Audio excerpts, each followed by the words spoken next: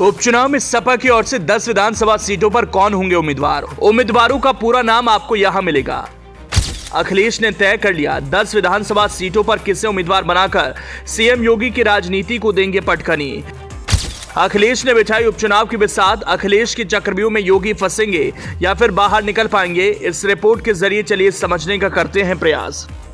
संसद का मानसून सत्र खत्म होते ही अब सबकी नजर यूपी में 10 विधानसभा सीटों पर होने वाले विधानसभा उपचुनाव पर है। लोकसभा चुनाव के बाद यह उपचुनाव मुख्यमंत्री योगी आदित्यनाथ के लिए आन की लड़ाई बन चुकी है। अगर सीएम योगी इस उपचुनाव में अपना सियासी परफॉर्मेंस अच्छा दे पाते हैं तो वो बीजेपी में सरवाइव कर पाएंगे, वरना बीजेपी के अंदर उन्हें और उनकी राजनीति को पीछे की ओर धकेलने के लिए ताल ठोक कर बैठे कद्दावर नेता फिर से एक्टिव हो पाएंगे। कुल मिलाकर इस उपचुनाव में सीएम योगी को उन्हें मात देनी होगी, जिन्होंने लोकसभा चुनाव में बीजेपी के सबसे कद्दावर नेता पीएम नरेंद्र मोदी की लोकप्रियता को मात दी थी। अमित शाह और जेपी नड्डा की रणनीति को चारों खां निश्चित किया था। जी हां, सपा अध्यक्ष अखिलेश यादव की राजनीति को धराशायी करना होगा, जो इस वक्त सियासत की पिच पर फॉर्म में है।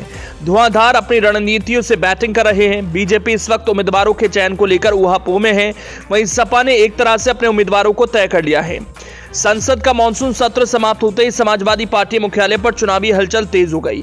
यूपी में 10 सीटों पर होने वाले विधानसभा उपचुनाव की तैयारियों के लिए सपा अध्यक्ष अखिलेश यादव प्रदेश मुख्यालय आए तो उनसे मिलकर टिकट पाने के लिए कई दावेदारों का तांता लग गया। इस बीच फैजाबाद लोकसभा की मिल्कीपुर विधानसभा सीट पर मुख्यमंत्री योगी आदित्यनाथ चुनावी रणभेरी फूंकने पहुंचे तो ठीक उसी समय अखिलेश यादव ने फैजाबाद सांसद अवधेश प्रसाद को बुलाकर अपनी बिसात बिछा दी। करीब 25 मिनट तक अखिलेश यादव से मंथन के बाद अवधेश प्रसाद सभागार से बाहर निकले तो उनके चेहरे पर प्रसन्नता साफ दिखी। समर्थकों से बोले, क्षेत्र में जाओ और तैयारी शुरू कर दो।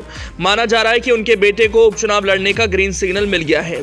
तैयारियों ने संकेत दे दिया कि सपा अध्यक्ष अखिलेश यादव के लिए भी मिल्कीपुर उपचुनाव का केंद्र होगा। प्रदेश की 10 विधानसभा सीटों पर करहल, मिल्कीपुर, कटेहरी, फूलपुर, गाजियाबाद, खैर, मीरापुर, कुंदरकी, मझवा और सीसामऊ सीट पर उपचुनाव होना है। उसमें 5 सीटें करहल, मिल्कीपुर, कुंदरकी, कटेहरी, सीसामऊ पर सपा ने साल 2022 के विधानसभा चुनाव में जीत दर्ज की थी। मिल्कीपुर से विधायक रहे अवधेश प्रसाद, कटेहरी से विधायक लालजी वर्मा, कुंदरकी से जियाउर रहमान बर्क और करहल से अखिलेश यादव लोकसभा चुनाव जीतकर सांसद बन गए हैं। उनके चुनाव जीतने से ये सीटें खाली हुई। इसके अलावा कानपुर के सीसामऊ सीट से विधायक रहे इरफान सोलंकी को सजा सुनाए जाने के बाद रिक्त घोषित किया गया है। इस सीट पर भी उपचुनाव होना है। सपा फैजाबाद सांसद अवधेश प्रसाद के बेटे अजीत प्रसाद को मिल्कीपुर, अंबेडकर नगर के सांसद लालजी वर्मा की बेटी छाया वर्मा को कटेहरी, करहल से तेज प्रताप यादव, सीसामऊ से इरफान सोलंकी की पत्नी या उनकी मां, कुंदरकी से पूर्व विधायक हाजी रिजवान को अपना उम्मीदवार बना सकती है। हाजी रिजवान सपा से विधायक रह चुके हैं। मीरापुर विधानसभा सीट पर पिछला चुनाव सपा ने राष्ट्रीय लोकदल के साथ मिलकर लड़ा था। उस चुनाव में विजयी हुए चंदन चौहान अब सांसद बन गए हैं। मुस्लिम और जाट बहुल्य मीरापुर सीट पर सपा पूर्व सांसद कादिर राणा को मौका दे सकती है। सपा की नजर फूलपुर विधानसभा सीट पर भी है। इस सीट पर सपा साल 2022 के विधानसभा चुनाव में केवल 2792 वोटों से हारी थी। फूलपुर से इस बार पार्टी किसी कुर्मी को प्रत्याशी बना सकती है। मिर्जापुर की मझवा सीट पर सपा बिंद प्रत्याशी को टिकट दे सकती है। खैर और गाजियाबाद विधानसभा सीट को लेकर सपा और कांग्रेस के बीच मंथन चल रहा है। कुल मिलाकर देखा जाए तो सपा ने मेंटली तौर पर यह तय कर लिया है उपचुनाव में वो 10 विधानसभा सीटों पर किसे उम्मीदवार बनाने वाली है, लेकिन बीजेपी अब इस मामले में पीछे है।